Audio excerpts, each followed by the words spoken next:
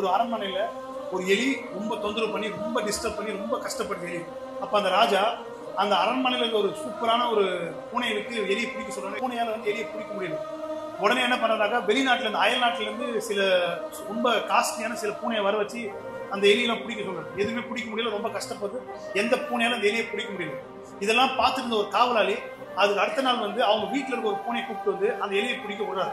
அந்த பூனையும் அடுத்த ஒரு சில மணி நேரத்தில் அந்த எலியை பிடிச்சிட்டு வந்து எலியை பிடிச்சி வந்து சாவடிச்சு வச்சிருக்கு. அப்ப அங்க இருக்கிற ராஜாவுக்கு அரண்மனையில ஒரே ஆச்சரியம். எல்லாருக்கும் பெரிய கொஸ்டின். என்ன கொஸ்டின் அப்படின்னாக்கா, எங்களோட பூனை இவ்வளவு காஸ்ட்லியா வளர்க்கணும், இவ்வளவு சூப்பரா இருக்கு, இந்த மாதிரி பூனையாலேயே ஒரு விஷயத்த உன்னோட பூனை இவ்வளவு சர்வசாதாரணமா பிடிச்சிருக்கு எப்படின்னு கேட்கும்போது அந்த காவலாளி ரொம்ப சிம்பிளா சொன்னாரு, உங்க பூனைக்கு நீங்க தேவையான சாப்பாடு போட்டு கொழுகோன்னு வச்சிருந்தா அதுக்கு பசி கிடையாது. என் பூனைக்கு சாப்பாடே இல்லை, பட்னியா இருந்தா அதுக்கு பசி. அதனால அது பசியில பிடிச்சது அப்படின்றது ரொம்ப கிளியரா எக்ஸ்பிளைன் பண்ணுவாங்க.